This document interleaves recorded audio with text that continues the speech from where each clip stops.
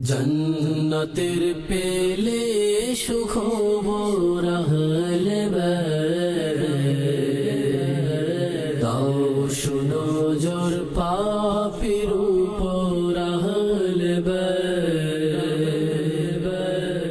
আলহামদুলিল্লাহি রাব্বিল আলামিন ওয়াসসালাতু ওয়াসসালামু আলা সাইয়্যিদিল মুরসালিন আম্মা বা'দ ফাআউযু বিল্লাহি মিনাশ শাইতানির রাজীম বিসমিল্লাহির রহমানির রহিম আসসালাতু ওয়াসসালামু আলাইকা ইয়া রাসূলুল্লাহ ওয়া আলা আলিকা ওয়া আসহাবিকা ইয়া হাবিবাল্লাহ আসসালাতু ওয়াসসালামু আলাইকা ইয়া নাবিয়াল্লাহ ওয়া আলা আলিকা ওয়া আসহাবিকা ইয়া নূরাল্লাহ। মাদানী চ্যানেলের দর্শকবৃন্দ, আমরা মুহররমুল হারাম শরীফের নতুন ট্রান্সমিশন নিয়ে হাজির হয়েছি, যার নাম ফয়জানে সাহাবা ও আহলে বাইত। আলহামদুলিল্লাহ, হিজরি নতুন বর্ষ শুরু হয়ে গেছে এবং সেই সাথে ইসলামী বছরের প্রথম মাস মুহররমুল হারামও শুরু হয়ে গেছে। তো মুহররম মাস আসলেই আমরা সেই ঐতিহাসিক ঘটনাকে তাজা করার চেষ্টা করি, সেই ঐতিহাসিক ঘটনাগুলোকে পুনরুজ্জীবিত করার চেষ্টা করি, যে ঘটনাকে কেন্দ্র করে মুসলমানদের জন্য অনেক বড় শিক্ষার বিষয় আছে এবং যেই ঘটনা থেকে আমরা অনেক কিছু শিক্ষা লাভ করতে পারি। এবং ইমাম হুসাইন রাদিয়াল্লাহু তাআলা আনহু দ্বীন ইসলামের জন্য যে কুরবানি দিয়েছিলেন, তো সেই কথা যখন আমরা শুনি আমাদের মধ্যেও ঈমান তাজা হয়ে যায়, আমাদেরও ইচ্ছা জাগে যে আমরাও যাতে দ্বীন ইসলামের জন্য কুরবানি দেই। তো অনুষ্ঠান আমরা নিয়ে এসেছি ফয়জানে সাহাবা ও আহলে বাইত। প্রতি বছরই এই মাস আসলে আমরা এই অনুষ্ঠানটি রাখার চেষ্টা করি ইনশাআল্লাহুল করিম। তো আসুন, যেহেতু অনুষ্ঠান শুরু হয়েছে, দরুদে পাকের একটি ফজিলতের মাধ্যমে শুরু করি।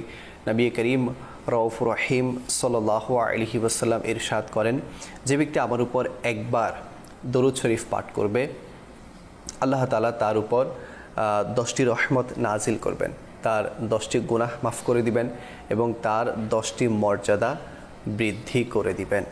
সল্লু আলাল হাবিব সাল্লাল্লাহু আলা মুহাম্মদ সাল্লাল্লাহু আলাইহি ওয়াসাল্লাম সালাতাও ওয়া সালামান আলাইকা সাইয়্যিদি ইয়া রাসূলুল্লাহ। মাদানী চ্যানেলের দর্শকবৃন্দ, প্রতিদিন এক একটি বিষয়ের উপর আমরা আলোচনা করার চেষ্টা করব। আজকে যে মহান জাতে পাকের, যে মহান ব্যক্তিত্বের আলোচনা হবে, তিনি হচ্ছেন হযরত সৈয়দুনা আবু বকর সিদ্দিক রাদিয়াল্লাহু তাআলা আনহু। উনি ইসলামের প্রথম খলিফা ছিলেন এবং যাকে আশিকে আকবরও বলা হয়।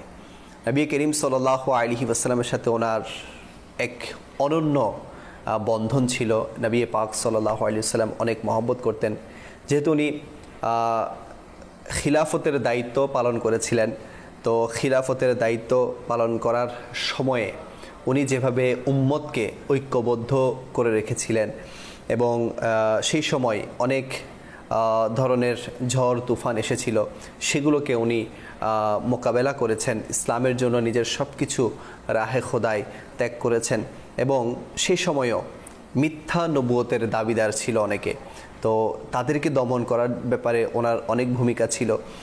সেই সাথে উনি উম্মতের মাঝে সবসময় ঐক্য এটা উনি রাখার চেষ্টা করেছেন এবং যে ঐক্য আমরা ইমাম হুসাইন রাদিয়াল্লাহু তাআলা আনহুর মাঝেও দেখতে পাই কারবালার ময়দানে। তো ইনশাআল্লাহুল কারীম সিদ্দিক আকবর রাদিয়াল্লাহু তাআলা আনহুর খিলাফতের পূর্বের এবং পরের যে জীবনী, ইনশাআল্লাহ আমরা সেগুলো নিয়ে আলোচনা করার চেষ্টা করব। আমাদের সাথে মোবালিকে দাওয়াত ইসলামী হিসেবে মাশাআল্লাহুল কারীম আমাদের সুলাইমান মাদানী ভাই আছেন। হুজুর কেমন আছেন? আলহামদুলিল্লাহ, আপনি কেমন আছেন? আলহামদুলিল্লাহি রাব্বিল আলামিন। মাশাআল্লাহ, আমাদের নাত খাই হিসেবেও আমাদের শাহাদাত মাদানী ভাই কেমন আছেন? মাশাআল্লাহ, আলহামদুলিল্লাহ। আপনাদের দুইজনকে আমাদের অনুষ্ঠানে স্বাগতম জানাচ্ছি। দর্শক, আমরা প্রতি অনুষ্ঠানে একটি প্যাকেজ রেখেছি, চালাবো ইনশাআল্লাহ অনুষ্ঠানের মাঝ বরাবর। তো আমাদের সাথেই থাকবেন। সেই প্যাকেজের মধ্যে আমরা ইমাম হুসাইন রাদিয়াল্লাহু তাআলা আনহুর জীবনীর অনন্য দিক আমরা জানতে পারবো। আসুন একটি কালাম দিয়ে অনুষ্ঠানকে শুরু করি, এরপর ইনশাআল্লাহ আজকের বিষয়ের দিকে আমরা অগ্রসর হব। সল্লু আলাল হাবিব সাল্লাল্লাহু আলা মুহাম্মদ সাল্লাল্লাহু আলাইহি ওয়াসাল্লাম। সম্প্রিয় ইসলামী এবং মাদানী চ্যানেলের দর্শকবৃন্দ, আমরা কালাম শ্রবণ করার পূর্বে ভালো ভালো নিয়ত করে নিই যে আল্লাহ রসুল সাল্লাল্লাহু তাআলা আলাইহি ওয়া আলিহি ওয়াসাল্লাম এর সন্তুষ্টি অর্জনের জন্য ইনশাআল্লাহ নাত শরীফ শ্রবণ করব। সাল্লি আলা রাসূলিনা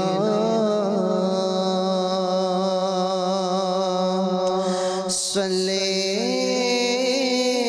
আলা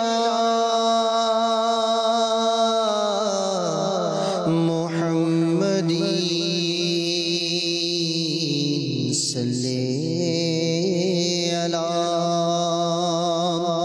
হাবিবিনা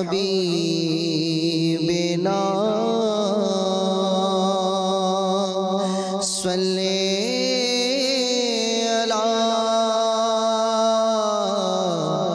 मुहम्मदीन हम भी मदीने जाएंगे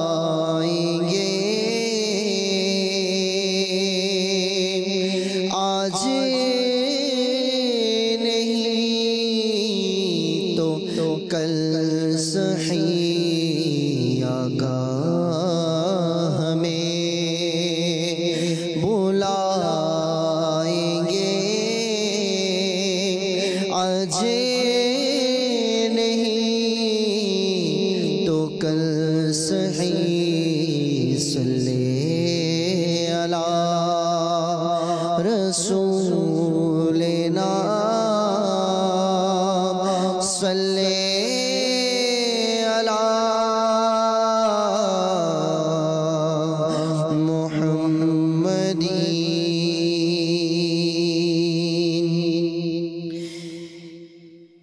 या नबी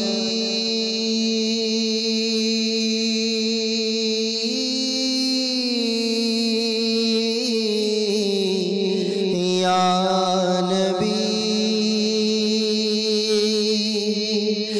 दयार नजर दाओ ना या नबी दयार नजर दाओ ना आमाके मदिनाय डेके नाओ ना ए हसनैन नाना आका ए हसनैन नाना ए हसनैन नाना आका हसनैन नाना या नबी दयार नजर दाओ ना आमाके मदिनाय डेके नाओ ना ए हसनैन नाना आका हसनैन नाना তোমাকে ইলমের গায়েব দান করেছেন স্বয়ং খোদা তোমাকে ইলমের গায়েব দান করেছেন স্বয়ং খোদা করেছেন দান ক্ষমতা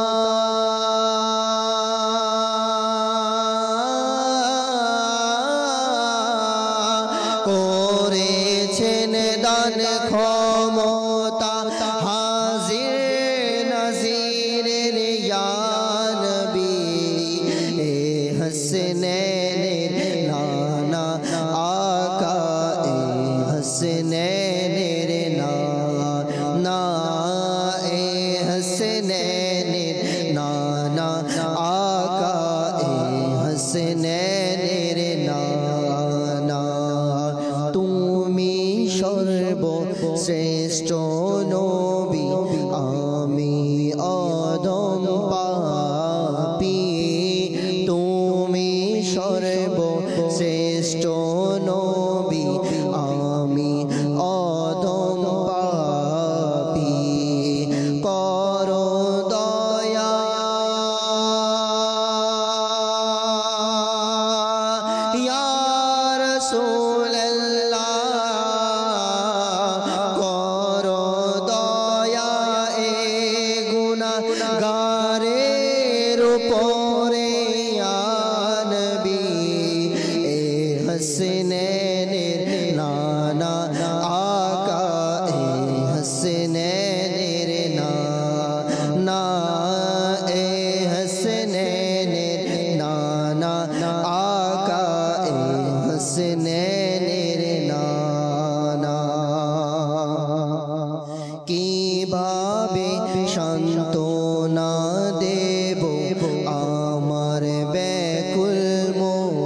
মনকে কিভাবে সান্ত্বনা দেব আমার ব্যাকুল মনকে যেতে যদি না পারি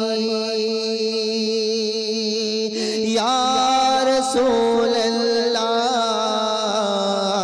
যেতে যদি না পারি আমি মদিনা ইয়া নবী এ হাসনাইনের নানা আকা এ হাসনাইনের নানা এ হাসনাইনের নানা আকা এ হাসনাইনের নানা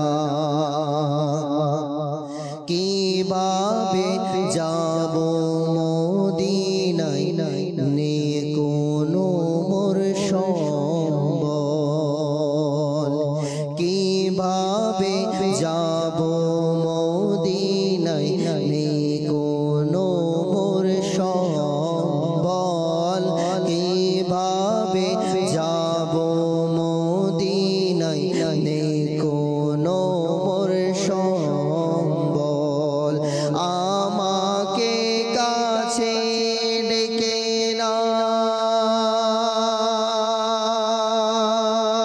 ইয়া রাসূলুল্লাহ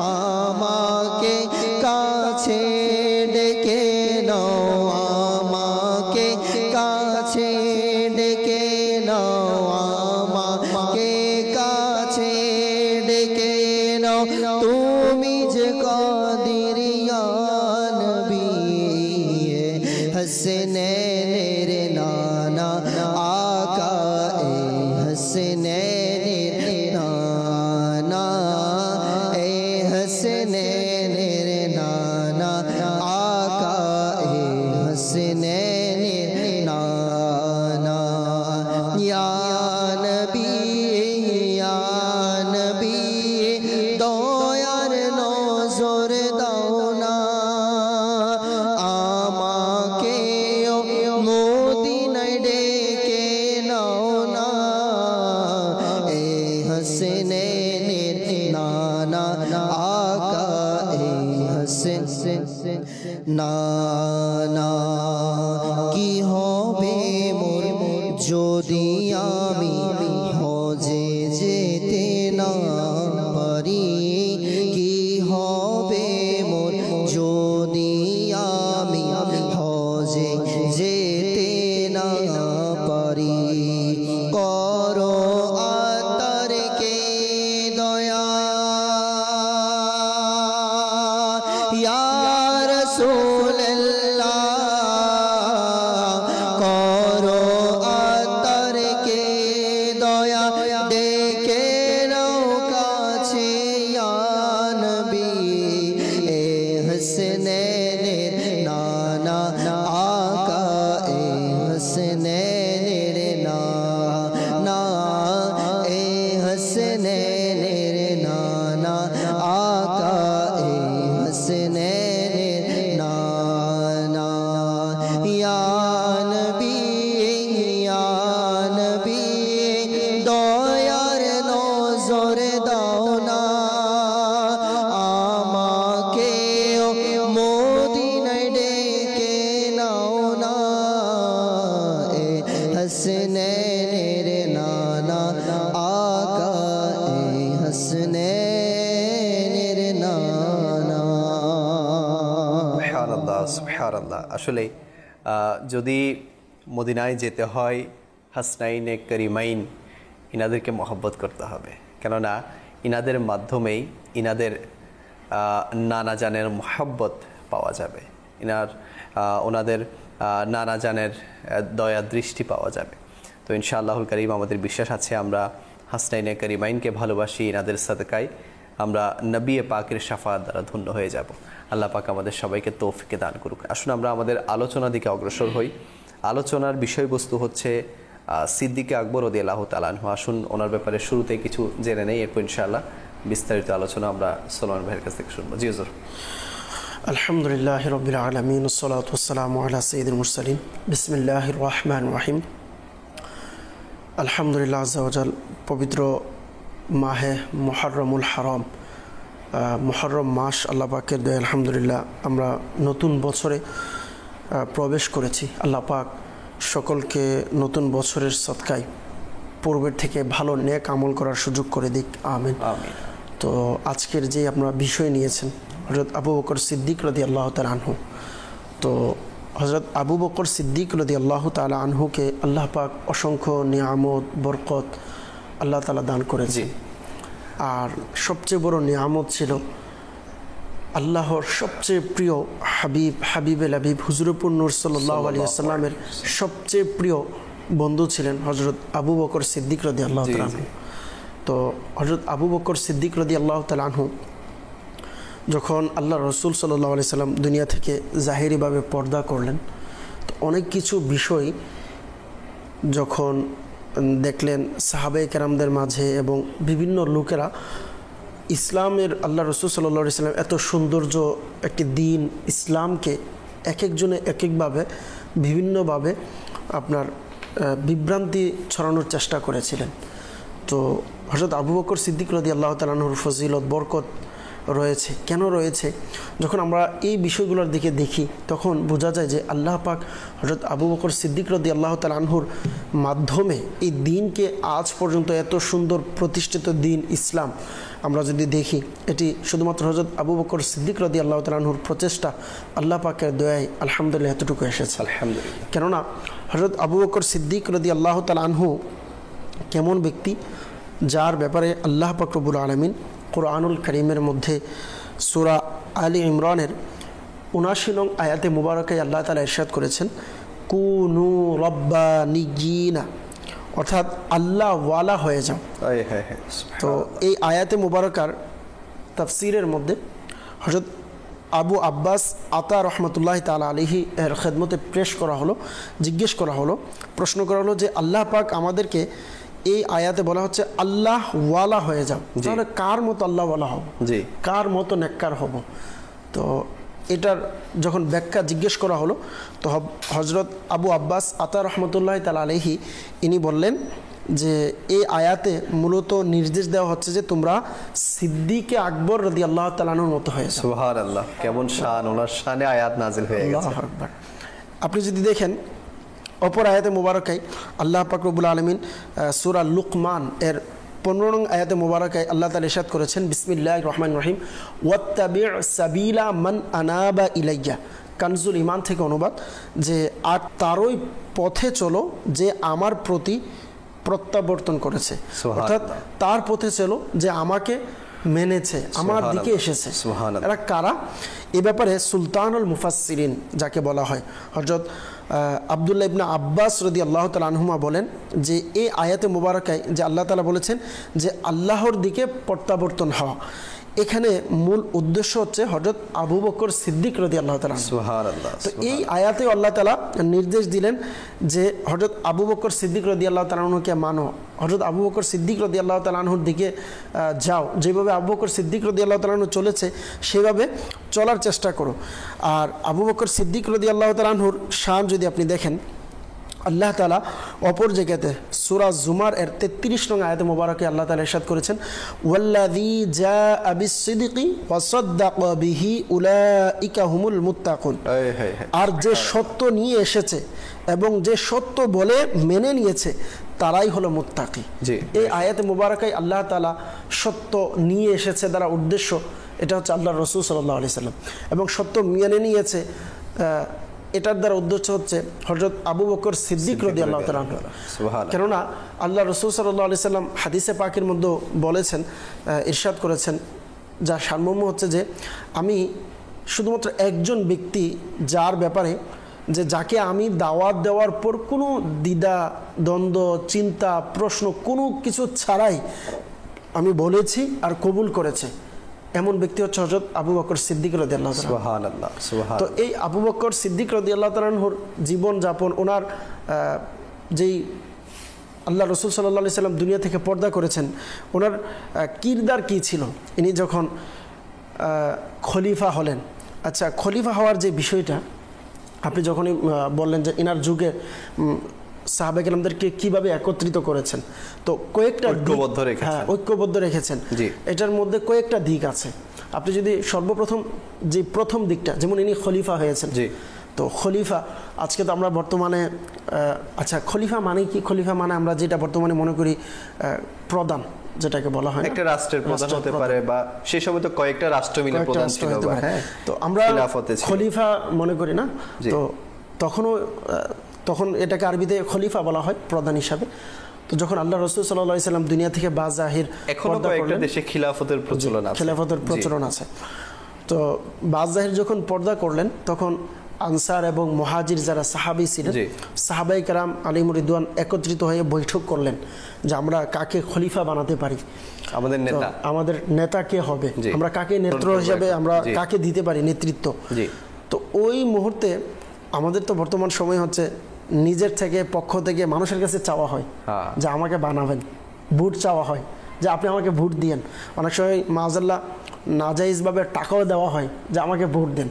তো আবু বকর সিদ্দিক রাদিয়াল্লাহু তাআলা যখন দেখলেন যে সে দেখছে না সে কি আসলেই যোগ্য কি অযোগ্য, হ্যাঁ অবশ্যই, আবু বকর সিদ্দিক রাদিয়াল্লাহু তাআলা যখন দেখলেন যে সাহাবায়ে কেরামদের মাঝে এই বিষয় নিয়ে অনেক কথা হচ্ছে এবং সঠিক একটা সিদ্ধান্তে আসতে পারছে না কাকে দিবেন, তখন আবু বকর সিদ্দিক রাদিয়াল্লাহু তাআলা খুবই হিকমতের সাথে সাহাবায়ে কেরামদের মাঝে গিয়ে বসলেন এবং বসে বললেন যে আমি প্রস্তাব রাখবো যদি আমার ভাই হযরত ওমর ফারুক আজম রাদিয়াল্লাহু তাআলাকে খেলাফতের দায়িত্ব দেওয়া হয় কেমন হয়। তখন হযরত ওমর ফারুক আজম রাদিয়াল্লাহু তাআলা উঠে বললেন, না আমি এটার যোগ্য না, যেহেতু আপনি আছেন আপনি খেলাফতের দায়িত্ব গ্রহণ করুন এবং আমরা সবাই মিলে আপনাকে আমরা ইসলামের খিলাফতের খলিফা হিসাবে, ইসলামের প্রথম খলিফা হিসাবে আমরা আপনাকে মনোনীত করলাম। তো এখানে দেখেন সর্বপ্রথম খলিফা হযরত আবু বকর সিদ্দিক রাদিয়াল্লাহু তাআলা। এটা বর্তমানে অনেকে অনেক প্রশ্ন করে থাকে, কিন্তু সাহাবায়ে কেরাম নিজেই ওনারা মেনেছেন যে আমাদের প্রথম খলিফা হচ্ছে হযরত আবু বকর সিদ্দিক রাদিয়াল্লাহু তাআলা। তো ওই যে একটা মুহূর্ত, আচ্ছা এটা কিন্তু সাধারণ মুহূর্ত না যে একজনকে দায়িত্ব দিবেন, আল্লাহ রাসূল সাল্লাল্লাহু আলাইহি সাল্লাম দুনিয়া থেকে চলে গিয়েছেন, এখন এই পুরো দায়িত্ব নেওয়া ইসলাম ধর্মের, এর মধ্যেও যে কতটা বিনয়ী ভাব, হ্যাঁ একজন বলছে যে না আপনি যোগ্য, উনি বলছেন যে না আপনি যোগ্য। হ্যাঁ এখন তো এখানে মারামারি লেগে যায় এই পদ পাওয়ার জন্য, পদ নেয়ার জন্য, কিন্তু এটা থেকেও কিন্তু আমাদের শিক্ষা, অনেক শিক্ষা কিভাবে একত্রিত করলেন এবং ঐক্য করলেন এবং সকলে মাশওয়ারা করলেন, পরামর্শ করলেন, আলহামদুলিল্লাহ। এবং এটার মধ্যেই আলহামদুলিল্লাহ সাহাবায়ে কেরাম মাশাআল্লাহ সন্তুষ্ট ছিলেন এবং সবাই খুশি হয়ে গিয়েছেন যে আলহামদুলিল্লাহ আমাদের এত কঠিন একটা বিষয় আমাদের মনে হচ্ছিল, কিন্তু আবু বকর সিদ্দিক রাদিয়াল্লাহু তাআলা আমাদের সাথে বসার কারণে আল্লাহ তাআলা বরকত দিয়েছে। সুবহানাল্লাহ, সুবহানাল্লাহ। এই ব্যাপারে আপনি যদি দেখেন আল্লাহ রাসূল সাল্লাল্লাহু আলাইহি সাল্লাম যখন দুনিয়া থেকে পর্দা করেছেন, আরেকটা বিষয় কিন্তু উঠে এসেছে, সেটা হচ্ছে আখিরি নবী, সর্বশেষ নবী হওয়ার বিষয়ের ব্যাপারে।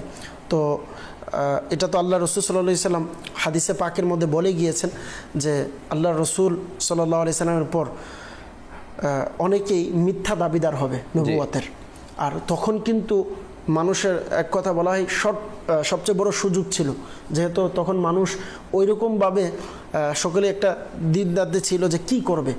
ওই মুহূর্তে বিভিন্ন জনে বিভিন্নভাবে দাবি করতে লাগলেন এবং ওই মুহূর্তেও হযরত আবু বকর সিদ্দিক রাদিয়াল্লাহু তাআলা আনহু কোরআনে পাকের আয়াতে মুবারকা নিয়ে সাহাবায়ে কেরামদের মাঝে এবং যারা এটা বুঝতে চাচ্ছেন না তাদের মাঝে কোরআনের মাধ্যমে সকলকে সমাধান দিলেন। বললেন যে আল্লাহ রাসূল সাল্লাল্লাহু আলাইহি সাল্লাম দুনিয়া থেকে চলে গিয়েছেন, এটার মানে এটা না যে মরে গিয়েছেন, মাআযাল্লাহ, এটা না যে দুনিয়া থেকে চলে গিয়েছেন সব শেষ, এরকম নয়। হযরত আবু বকর সিদ্দিক রাদিয়াল্লাহু তাআলা আনহু খুব সুন্দর করে বললেন যে আল্লাহ রসুল সাল্লাল্লাহু আলাইহি সাল্লাম দুনিয়া থেকে চলে গেছে, এর মানে এটা নয় যে ইনি মরে গিয়েছেন বা ইনি চলে গিয়েছেন। তো বললেন ফাইন্নাল্লাহা হাইয়্যুন লা ইয়ামুতু, যে অবশ্যই নিশ্চয়ই আল্লাহ রাসূল সাল্লাল্লাহু আলাইহি ওয়াসাল্লাম জীবিত আছেন, লা ইয়ামুতু, ইনি মৃত্যুবরণ করেনি, আমাদের থেকে জাহিরিভাবে পর্দা নিয়েছেন, ইনি আমাদের শেষ নবী হিসাবেই আছেন। তাহলে আজকে এটাও আমাদের খুবই গুরুত্বপূর্ণ একটি আকীদা বা পয়েন্ট হিসাবে এটা আমরা নিতে পারি। মাআযাল্লাহ যদি কেউ খতমে নবুয়তের ব্যাপারে এবং কেউ যদি বলে যে মাআযাল্লাহ নবী মরে গিয়েছে, আস্তাগফিরুল্লাহ, বা অনেকে অনেক রকম বলে থাকে, আমি কি বোঝাতে চাচ্ছি আপনি অবশ্যই বুঝছেন। এই যে দেখেন খুদ আবু বকর সিদ্দিক রাদিয়াল্লাহু তাআলা আনহু কেমন ব্যক্তি ছিলেন, যে ব্যক্তির ব্যাপারে আল্লাহ রসুল সাল্লাল্লাহু আলাইহি সাল্লাম নিজে বলেছেন যে পুরো পৃথিবীর সকল ইমানদারদের, সকল নেককার বান্দাদের নেকিগুলা যদি একত্রিত করা হয়, আর অপরদিকে যদি আবু বকর সিদ্দিক রাদিয়াল্লাহু তাআলার নেকি আরেক পাল্লাই রাখা হয়, তাহলে ওই জায়গাতেও হযরত আবু বকর সিদ্দিক রাদিয়াল্লাহু তাআলা আনহুর নেকি সকল উম্মতের চেয়ে সবচেয়ে ভারী হবে। সুবহানাল্লাহ। আচ্ছা, এই কথাটা দেখেন, এটার মধ্যে পার্থক্য আছে। এটা বলেছেন কে? আমাদের প্রিয় নবী সাল্লাল্লাহু আলাইহি সাল্লাম। আচ্ছা, আল্লাহ রাসূল সাল্লাল্লাহু আলাইহি সাল্লাম বলার মধ্যে কিন্তু অনেক হিকমত আছে। একটা হচ্ছে দেখেন, আপনি লিয়াকত ভাই কেউ বললো বা আপনি বললেন যে হুজুর মিষ্টি বিভিন্ন, আমরা জানি কুমিল্লার রসমালাই থাকে বা বিভিন্ন জায়গার রসমালাই আছে, মিষ্টি আছে। আপনি বললেন হুজুর বগুড়ার দই আছে, হ্যাঁ বগুড়ার দই আছে, বগুড়ার দই আপনি খেলেন, খেয়ে বললেন হুজুর বগুড়ার দই আসলে অনেক মিষ্টি বা অনেক স্বাদ। আর আমি শুধু শুনলাম মানুষ থেকে যে আসলে বগুড়ার দই অনেক স্বাদ। তাহলে আপনার বলা আর আমার বলা পার্থক্য আছে না? আছে, অবশ্যই। কারণ আপনি হচ্ছে এটার অভিজ্ঞ, আপনি নিজে অভিজ্ঞতা নিয়েছেন, খেয়েছেন, তারপর বলেছেন। আর আমি মানুষের শোনা কথা থেকে বলেছি। তো আল্লাহ রাসূল সাল্লাল্লাহু আলাইহি সাল্লাম শুধুমাত্র এটা নিজের মুখ থেকে বলে দিয়েছেন না, বরঞ্চ আল্লাহ রাসূল সাল্লাল্লাহু আলাইহি সাল্লাম এটার অভিজ্ঞতা অর্জন করেছে। যে আবু বকর সিদ্দিক রাদিয়াল্লাহু তাআলা আনহুর চলাফেরা, তার চিন্তা, তার চেতনা কেমন, এই অভিজ্ঞতা নিয়েছেন। শুধু এটা না, কিতাবে আসছে যে আল্লাহ রাসূল সাল্লাল্লাহু আলাইহি সাল্লাম বললেন যে আমি জান্নাতে প্রবেশ করলাম, যার সারমর্ম জান্নাতে প্রবেশ করার পর আমি নিজে, আমাকে এক পাল্লায় রাখা হলো এবং অপর পাল্লায় সকল উম্মতকে রাখা হলো, একসাথে সকলকে রাখা হলো। তো এর মধ্যে আমি ভারী ছিলাম। এরপর আমার পর হযরত আবু বকর সিদ্দিক রাদিয়াল্লাহু তাআলা আনহুকে রাখা হলো এবং অপর দিকে সকলের নেকি রাখা হলো। তখন আমি দেখলাম যে ওইখানে হযরত আবু বকর সিদ্দিক রাদিয়াল্লাহু তাআলা আনহুর নেকি পাল্লাটা ভারী ছিল। আচ্ছা, কেন হবে না সোলমান ভাই?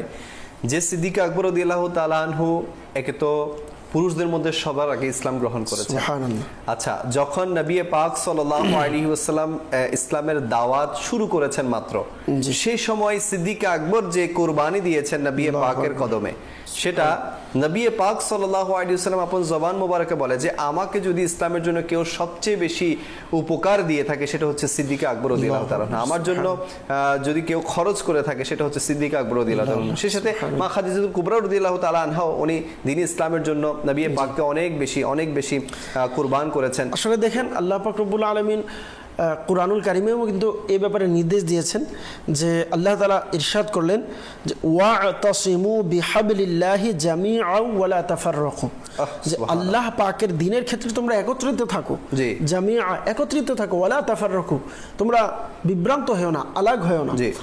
তো ওই সময়ে যখন সাহাবায়ে কেরামদের মাঝে একটি সমস্যা দেখা দিল, এটি হচ্ছে যে আল্লাহর রাসূল সাল্লাল্লাহু তাআলা আলাইহি ওয়াসাল্লাম দুনিয়া থেকে যাওয়ার পর কিছু লোক বললেন যে এতদিন তো হুজুর সাল্লাল্লাহু আলাইহি ওয়াসাল্লাম দুনিয়াতে ছিলেন, সেজন্য আমরা যাকাত দিয়েছি, যেহেতু উনি চলে গিয়েছে তাহলে আর আমরা এখন আর যাকাত দেব না।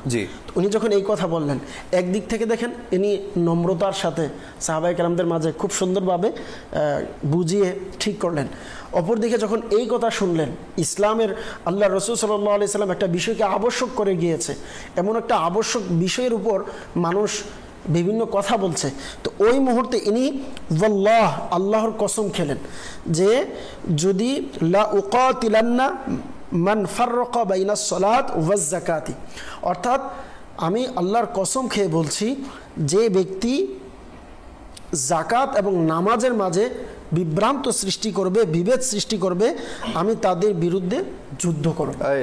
তো ওই যেখানে হুঙ্কারের প্রয়োজন ওইখানে হুঙ্কার দিয়ে নিজে আলহামদুলিল্লাহ ওই মুহূর্তে সকল মানুষকে একত্রিত রেখেছেন, মানুষের বিভ্রান্তগুলো দূর করেছেন। সুবহানাল্লাহ। তো এই যে আল্লাহ তাআলা কুরআন কারীমে ইরশাদ করেছেন এবং এই আয়াতে মুবারকের কিভাবে আমল করেছেন হযরত আবু বকর সিদ্দিক রাদিয়াল্লাহু তাআলা। সুবহানাল্লাহ। আসলে এটাই তো দরকার যে উম্মতকে সবসময় একত্রিত করে রাখা, উম্মতদেরকে সবসময় ঐক্যবদ্ধ করে রাখা। হুজুর গাউসে পাক রাহমাতুল্লাহি তাআলা আলাইহি খুব সুন্দরভাবে বলেছেন লা জামাআতা বিলা ইমাম, যে ইমাম ছাড়া জামাত হয় না, ইমাম ছাড়া জামাত হয় না, ওয়ালা উম্মত বিলা ইত্তিফাক, এবং ঐক্য ছাড়া উম্মত টিকবে না। যদি ঐক্য না হয়, ঐক্য ছাড়া কখনো উম্মত টিকতে পারে না। অর্থাৎ উম্মতে মুহাম্মাদি আল্লাহ রাসূল সাল্লাল্লাহু আলাইহি সাল্লামের উম্মতের মধ্যে যদি টিকে থাকতে হয় তাহলে ঐক্য থাকতে হবে। অবশ্যই অবশ্যই আল্লাহ পাক আমাদের সবাইকে বুঝার তৌফিক দান করুক। এখানে আরও একটি বিষয় যেটা মাঝখানে উঠে এসেছিল খতমে নবুয়তের ব্যাপারে, আমিরুল সুন্নাত দামাত বরকাতুহুল আলিয়া আমাদেরকে খুব সুন্দর স্লোগানের মাধ্যমে, নারার মাধ্যমে আমাদেরকে বুঝিয়ে দিয়েছেন যে মুহাম্মদে মুস্তাফা সবসে আখিরি নবী বা সর্বশেষ নবী।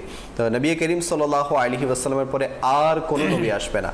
হ্যাঁ, ঈসা আলাইহিস সালাম, মেহেদী, ইনাদের বিষয়টা আলাদা, কিন্তু নতুন করে কোনো নবীর আবির্ভাব হবে না, কোনো নবীর আসবে না দুনিয়াতে, এবং নবুয়তের দরজা আর খোলা হবে না। নবুয়তের দরজা এটা কিয়ামত পর্যন্ত বন্ধ হয়ে গেছে। আল্লাহ পাক আমাদের সবাইকে ঈমান ও আকীদা হিফাজত রাখার সেই তৌফিক দান করুক। এবং আমি বলবো যে এটার জন্য দাওয়াত ইসলামীর মহল আপনাদের সামনে আলহামদুলিল্লাহ দাওয়াত ইসলামীর পরিবেশে আমাদের ঈমান ও আমলকে মজবুত করা হয়। জি হ্যাঁ, যে আকিদাগুলো পথভ্রষ্ট আকিদা সেগুলো থেকে আমাদেরকে বাঁচানো হয়, এবং আমিরুল সুন্নাত দামাত বরকাতুহুল আলিয়া সময়ে সময়ে এ ব্যাপারে আমাদেরকে উৎসাহ দিয়ে থাকেন।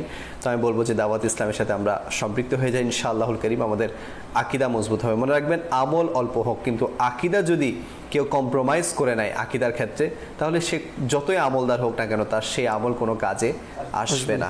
আল্লাহ পাক আমাদের সবাইকে বুঝার তৌফিক দান করুক। দেখছেন অনুষ্ঠান ফয়জানে সাহাবা ও আহলে বাইত। দর্শকবৃন্দ, আপনাদেরকে একটি প্রশ্ন করা হয়েছিল, ইসলামী বছরের প্রথম মাসের নাম কি? আপনারা এটা উত্তর দিতে থাকুন, ইনশাআল্লাহ আপনাদের নাম আগামীকাল আমরা ঘোষণা করব। আসুন, অনুষ্ঠানে একটি প্যাকেজ শামিল করার আমরা নিয়ত করেছি, সেই প্যাকেজটি অনুষ্ঠানে শামিল করি। জি, সল্লু আলাল হাবিব সাল্লাল্লাহু তাআলা আলা মুহাম্মদ সাল্লাল্লাহু আলাইহি ওয়া আলিহি ওয়াসাল্লাম। নবী করিম রউফুর রহিম হুজুরপুর নূর সাল্লাল্লাহু আলাইহি ওয়া আলিহি ওয়াসাল্লামের কাঁধ মুবারকে আরোহণকারী হযরতে আলী রাদিয়াল্লাহু তাআলা আনহুয়ের কলিজার টুকরা মা ফাতেমার নয়নমণি সুলতানে কারবালা সৈয়দুশ শুহাদা ইমামে আলী মাকাম, ইমামে আরশে মাকাম, ইমামে হুমাম, ইমামে তৃষ্ণায়ে কাম হযরত সৈয়দুনা ইমাম হুসাইন রাদিয়াল্লাহু তাআলা আনহুর আপাদমস্তক কারামতে ভরপুর ছিল, এমনকি তার শুভ জন্মগ্রহণও কারামতে ভরপুর ছিল। হজরতে সৈয়দি আরিফ বিল্লাহ নূর উদ্দিন আব্দুর রহমান জামি রহমাতুল্লাহি তাআলা আলাইহি শাওয়াহিদুন নবুয়াত কিতাবে বলেছেন, হজরতে সৈয়দুনা ইমামে হুসাইন রাদিয়াল্লাহু তাআলা আনহু 5 শাবানুল মুআজ্জাম রোজ মঙ্গলবার মদিনায়ে মুনাওয়ারাতে জন্মগ্রহণ করেন। বর্ণিত আছে, ইমাম হুসাইন রাদিয়াল্লাহু তাআলা আনহু মাত্র 6 মাস পর্যন্ত তার মায়ের গর্ভে ছিলেন। হযরতে সাইয়্যিদুনা ইয়াহইয়া আলাইহিস সালাম ও ইমামে আলী মাকাম ইমাম হুসাইন রাদিয়াল্লাহু তাআলা আনহু ব্যতীত গর্ভের 6 মাসের কোনো বাচ্চা ভূমিষ্ঠ হওয়ার পর জীবিত থাকার কোনো প্রমাণ পাওয়া যায় না।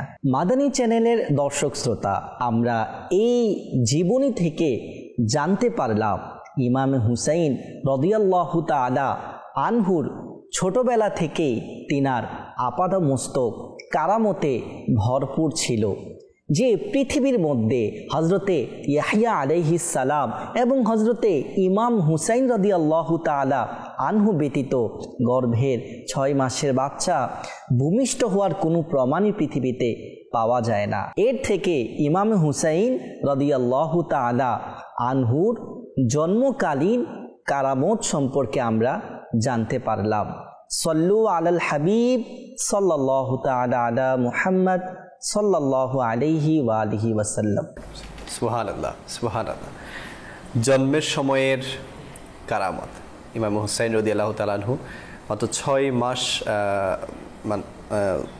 আপন মায়ের গর্ভে থাকাকালীন উনি দুনিয়ার জমিনে তাশরিফ এনেছেন।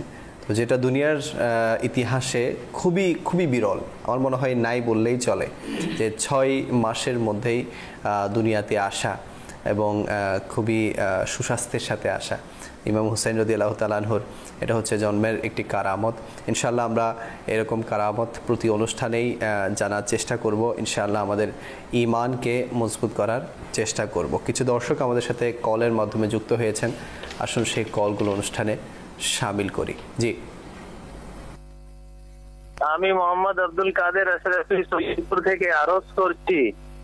মাদানী চ্যানেলের অনুষ্ঠান আলহামদুলিল্লাহ এখন চলছে, দেখছি খুব সুন্দর অনুষ্ঠান এবং মাশাআল্লাহ মারহাবা, অনুষ্ঠান সুন্দর। আল্লাহ পাক মাদানী চ্যানেলকে এবং মাদানী চ্যানেলের মজলিসকে আর উন্নতি দান করুক। আসসালামু আলাইকুম ওয়া রাহমাতুল্লাহি ওয়া বারাকাতুহু। ওয়ালাইকুম আসসালাম ওয়া রাহমাতুল্লাহি ওয়া বারাকাতুহু। ভাইজান সৈয়দপুর থেকে কল করেছেন, মাশাআল্লাহ।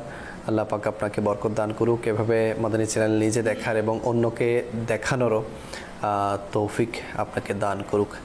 জি, আমার নাম মোহাম্মদ মুকসিদুল ইসলাম।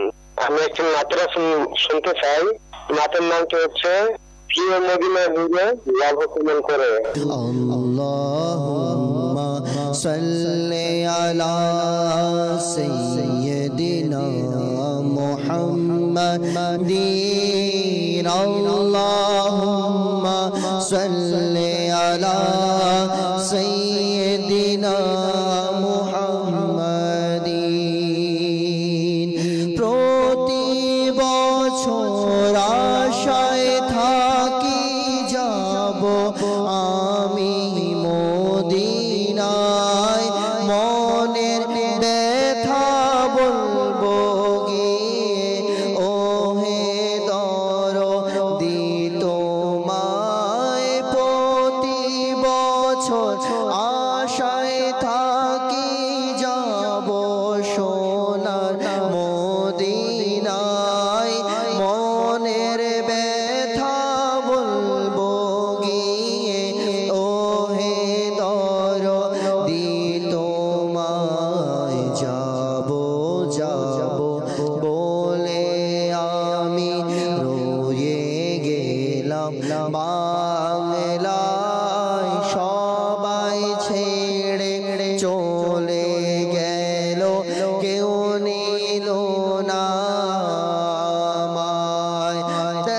বাবু দূরে আকা বাবু দূর।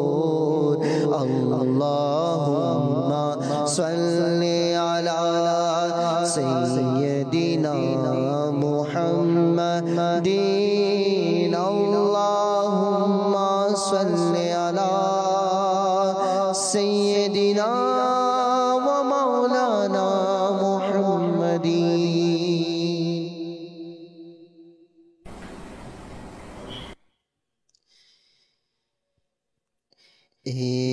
এসেছি নবী তোমার দারে, এসেছি নবী তোমার দারে, দিদার তব নবী দাও না মোরে, দিদার তব নবী দাও না মোরে। নয়ন আমার বেকুল বিরহে, নয়ন আমার বেকুল বিরহে, দিদার তব নবী দাও না মোরে, দিদার তব নবী দাও না মোরে। ছিল না কোনো সম্বল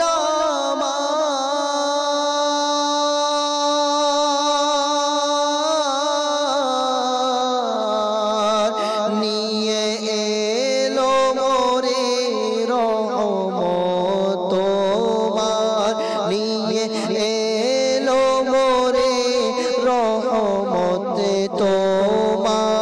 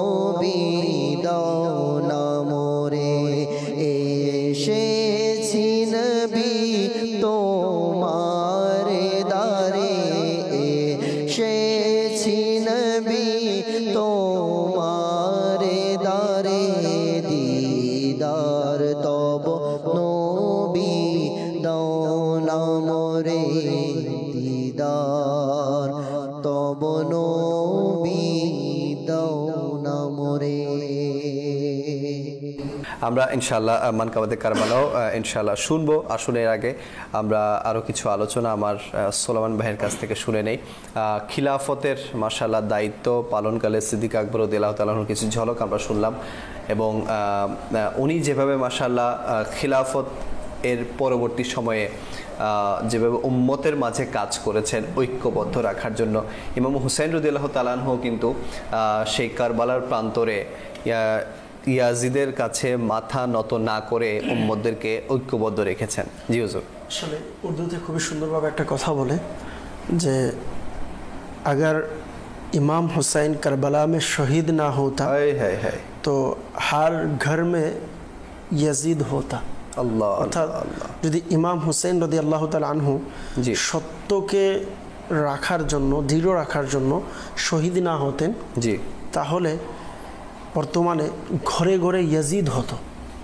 তো আল্লাহ তাআলা আমাদের সকলকে হেফাজত রাখুন। আমিন। কেননা দেখেন আবু বকর সিদ্দিক রাদিয়াল্লাহু তাআলা আনহু ইনার সময়েও কিছু, যেমন বুখারী শরীফের মধ্যেও এ ব্যাপারে রয়েছেন, আল্লাহ রসুল সাল্লাল্লাহু তাআলা আলাইহি সাল্লামের বিরাসাতের সম্পদ যখন বন্টন করলেন, তো এর মধ্যে কিছু প্রশ্ন ছিল বা অনেক কিছু ছিল যারা এগুলোর ব্যাপারে মাআযাল্লাহ অনেকে আছে এই সকল হাদিসকে নিয়ে বিভিন্নভাবে ঘুরাতে চায়।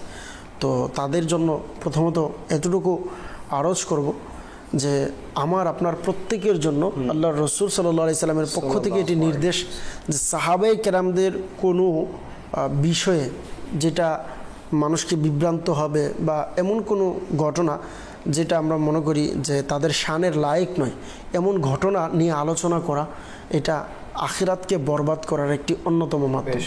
তো এই জন্য সাহাবায়ে কেরামদের কোনো বিষয় নিয়ে আমরা খারাপ দিক নিয়ে মাআযাল্লাহ, ওনাদের তো কোনো খারাপ দিক নাই, কিন্তু কিছু বিষয় যেটা ওনাদের থেকে প্রকাশিত হয়েছে এটি এর মধ্যে আল্লাহ তাআলার অনেক হিকমত রয়েছে, তো এটা নিয়ে আমরা আলোচনা না করি।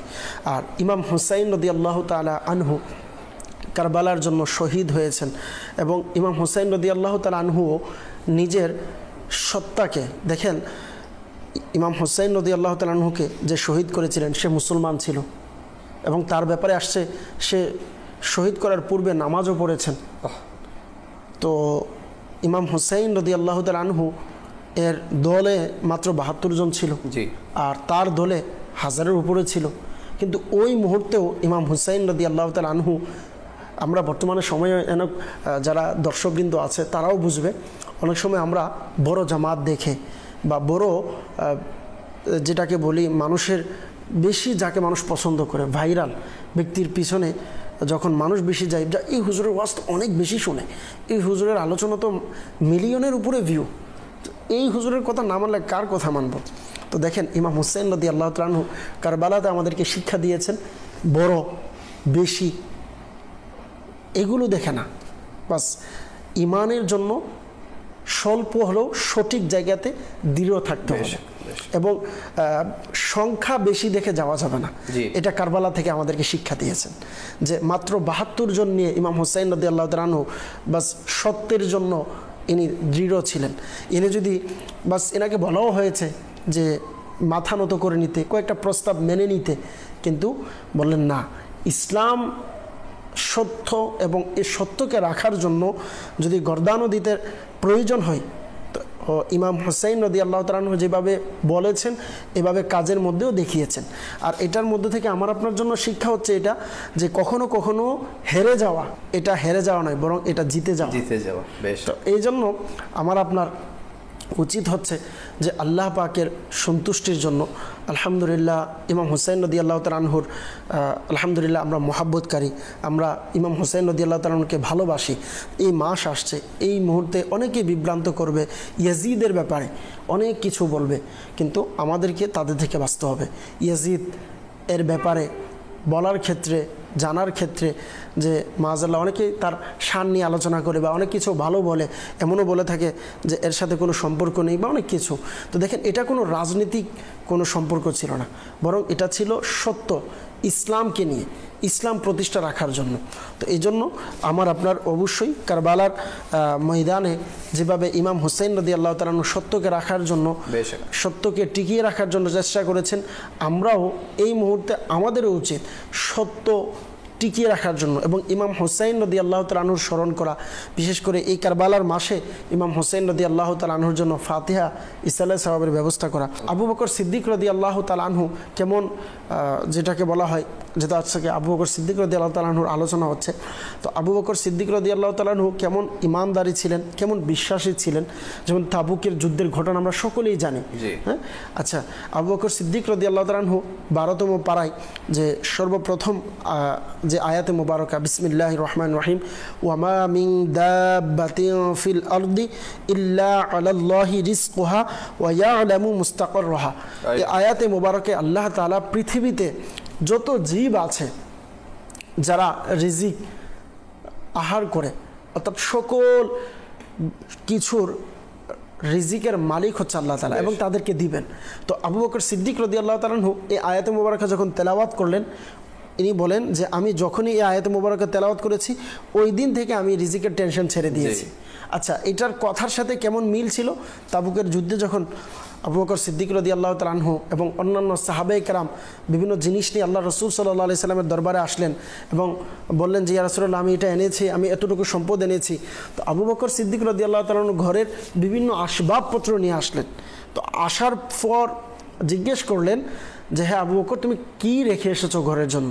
তখন ওই মুহূর্তে উনি জবাব দিয়েছেন যে ইয়া রাসূলুল্লাহ, আমি আমার ঘরে আল্লাহ এবং আল্লাহর রাসূলকে রেখে এসেছি। যেমন কথা তেমন কাজেও বিশ্বাসী ছিল। আজকের এই অনুষ্ঠান থেকে এতটুকু মেসেজ দিব যে কোনো ক্ষেত্রে নবীর মহাব্বত, নবীর ভালোবাসা, নবীর ইজ্জতের দিক থেকে কখনো কমতি ছিল না। আর সেই জন্যই আবু বকর সিদ্দিক রাদিয়াল্লাহু তাআলা আনহুর আমল, ইমান, এমনকি হযরত ওমর ফারুক আজম রাদিয়াল্লাহু তাআলা আনহু নিজে বলেছেন যে হযরত আবু বকর সিদ্দিক রাদিয়াল্লাহু তাআলা আনহুর ইমান এত দৃঢ়, এত পাকাপুক্ত, এত ওজন, পুরা সকল পৃথিবীর ইমানদারকে এক পাল্লাই রাখা হলে আরেক পাল্লাই শুধুমাত্র আবু বকর সিদ্দিক রাদিয়াল্লাহু তাআলা আনহুকে রাখা হলে তো আবু বকর সিদ্দিক রাদিয়াল্লাহু তাআলা আনহুর ইমান সকলের চেয়ে আরো মজবুত হবে। তাহলে যার ইমান সকলের চেয়ে মজবুত, তো আবু বকর সিদ্দিক রাদিয়াল্লাহু তাআলা আনহু নবীজির মহাব্বতের ক্ষেত্রে, ভালোবাসার ক্ষেত্রে কখনো কম্প্রোমাইজ করে নাই। আচ্ছা, আজকে বর্তমানে আমরা অনেকেই আছি যারা বড় বড় ডিগ্রি দেখে, যারা সুন্দর আলোচনা দেখে, যারা সুন্দর ভাষা দেখে পিছনে চলে যায়, সুন্দর ভাষা দেখে তার আলোচনা শ্রবণ করি, মাআযাল্লাহ তাদের আলোচনার মধ্যে আল্লাহ রসুলের ব্যাপারে, সাহাবায়ে কেরামের ব্যাপারে, যারা উম্মুল মুমিনিন আছে তাদের ব্যাপারে অনেক নেগেটিভ কথা পাওয়া যায়। এরপরও মানুষ বুঝতে চায় না। কিন্তু বোঝা উচিত যে আবু বকর সিদ্দিক রাদিয়াল্লাহু তাআলা আনহু পৃথিবীর কোনো বড় কোনো ইউনিভার্সিটিতে পড়েন নাই, পৃথিবীর বড় কোনো ডিগ্রি অর্জন করেন নাই, কিন্তু একটা ডিগ্রি অর্জন করেছে, সেটা হচ্ছে নবীর মহাব্বত, সেটা হচ্ছে নবীর ভালোবাসা। আর নবীর মহাব্বত, ভালোবাসা, এই ডিগ্রি আবু বকর সিদ্দিক রাদিয়াল্লাহু তাআলা আনহুর ইমানকে পুরা পৃথিবীর শ্রেষ্ঠ ইমান বলেছেন। তো কেন বলেছেন? এটা হচ্ছে মহাব্বতের কারণে, ভালোবাসার কারণে। কেনই বলবো না, উনি সহবতকার পেয়েছেন, আল্লাহু আকবার, যেটা দুনিয়ার মধ্যে অন্য কোথাও পাওয়া যায় না। আল্লাহ পাক আমাদের সবাইকে আমল করার তৌফিক দান করুন। দর্শক, অনুষ্ঠানের সময় একেবারে শেষের দিকে একটা মানকাবাতে কারবালা শুনে এরপর ইনশাআল্লাহ আমরা অনুষ্ঠানকে শেষ করে দেব ইনশাআল্লাহ। কারবালার শহীদ তোমাদেরকে সালাম, মা ফাতেমার প্রিয় ভাজনদের সালাম, ইয়া হুসেন ইবনে আলী মুশকিল কুশা, ইয়া হুসেন ইবনে আলী মুশকিল কুশা, আপনার সকলাত ত্যাগী দের সালাম, কারবালার শহীদ তোমাদেরকে সালাম।